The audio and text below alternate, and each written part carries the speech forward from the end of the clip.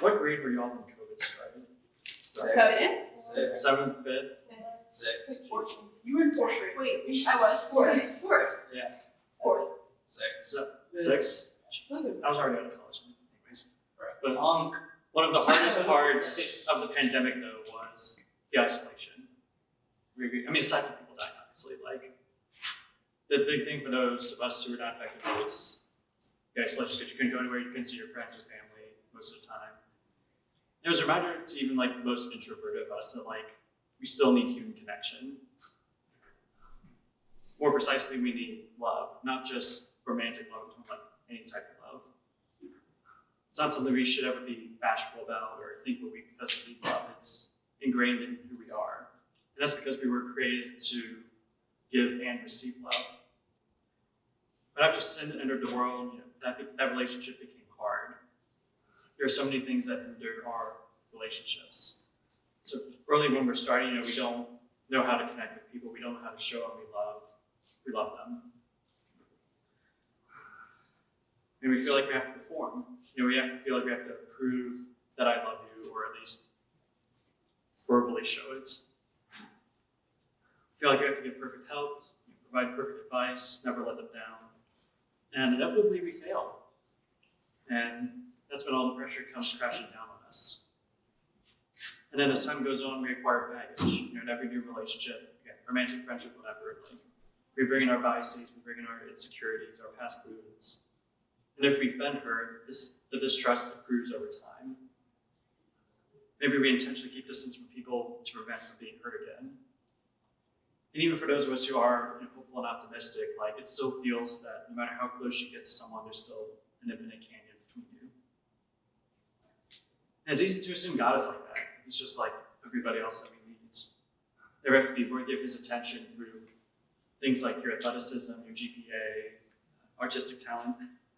Or you feel that we have to be our perfect disciple, go out and convert all your friends and family, etc.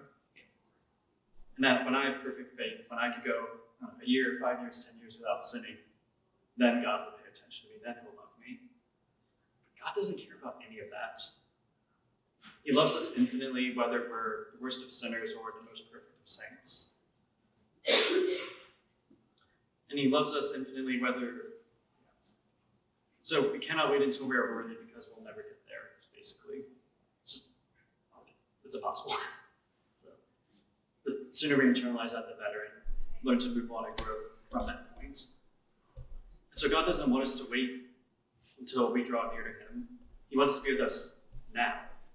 He wants to love us and heal us and be in his presence now. And because he's infinite, he has infinite time for each of us. It's not like we're the teachers trying to squeeze into office hours or anything like that. Who remembers Zacchaeus in the tree with Jesus? So what does Jesus say to him? Does he say, "Hey, you"? Roslyn? Okay. But no. I know what he says because Yeah. But he says, "Zacchaeus, come down quickly, for today I must stay at your house." He knows who we are when he calls us by name. This is a takeaway. He has a personal relationship with each of us. So if anything, he's trying to get our attention instead of the other way around. He calls us into his love and eternal happiness that the world just isn't going to give us. And beatitude is the word we would use for the happiness we'll experience in heaven. And to some extent, we can taste now while we're still on earth. And when we accept his love and choose to follow him, we then become his disciples. So now we get to the word vocation. What do you think? What does the word vocation mean? Dedicating your life to something. Not quite. Oh. No. Isn't it what God wants you to do, your purpose and Pretty close, yeah. Yeah, so in the literal sense, it comes from the Latin word vocare, which means to call. So it's whatever God is calling us to. Now, has anyone heard the term primary and secondary vocation? So essentially, we all have a primary and a secondary vocation, but which is which?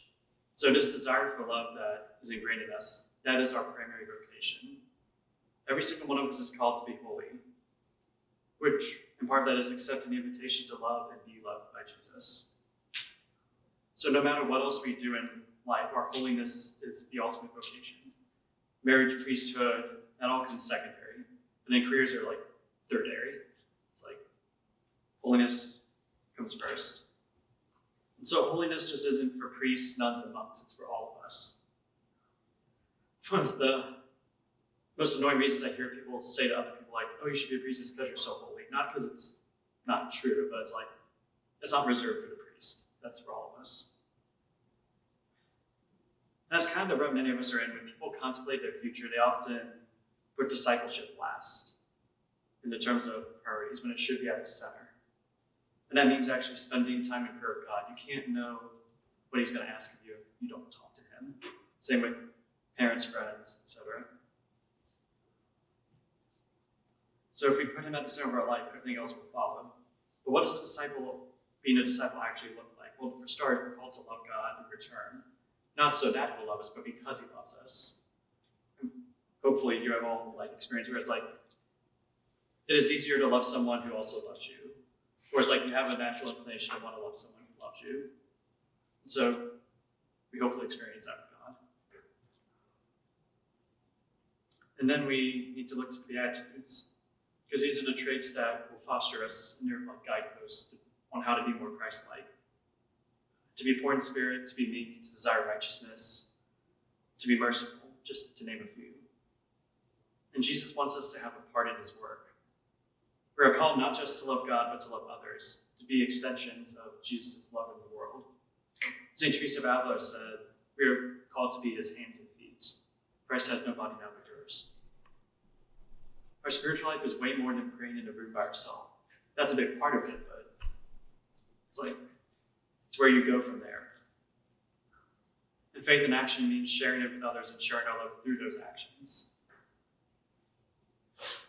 It's actually today, for those who are paying attention, who remembers from the letter of James what the takeaway is? Wait, I did. Okay. Because we did this at Bible Verses Wednesday too, at Bible study. Isn't it, if you want to follow God, you have to carry your cross? That too. That's in the gospel, Wait. but faith without works is dead.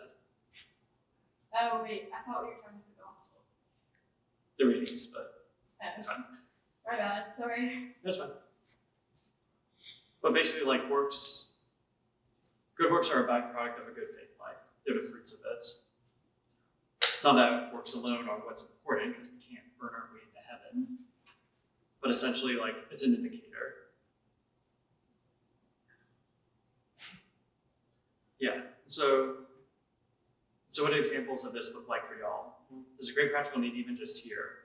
So at Cathedral, for example, we have 3 priests, 2 deacons, but if you heard Monsignor Brockman today, thousands of people attending every year, so that's hundreds of families. If we just relied on the clergy, nothing would get done. So some of the more obvious ways are singing in choir, like Rosalind, or us, running the youth ministry. But it can also be just bringing Christ into our everyday. Be a spiritual entrepreneur, if you will. So a friend of mine started a running group where we run and create a rosary at the same time. Yeah, it's tiring. That's very impressive. Or I know of an NC State student, recent convert, who was praying in the sauna. Got some people asking questions. So while Jesus is definitely here in the tabernacle, he also is out here, and he wants to be brought there by us. And don't say you are too young. Jeremiah tried it, it didn't work. But there are plenty of capable of being holy, being saints, being, I hate the term influencer, but being influencers at your age. Because there are plenty of young saints who are holy just by sharing their lives to Christ and leading others to him. And most of them did not have outstanding careers. If we look at the ones who died young, most of them never married or were priest or religious. Who can think of some of the young saints or blessed? Maria Grady. Yeah. Do you remember how old she was? She was 12 when she got stabbed. 11.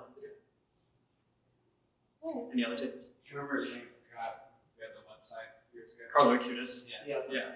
And he was 15. Yeah. Disney Plus. Then some others were Giorgio Fossati, who was 24, Chiara Padano, 18, Kateri Tekopit, 24, Therese Lissou, 24, Joan of Arc was 19 when she did all that. Or she by the time when she died at 19, she had done all that. So she didn't even make it out of her teenage years. So take heart.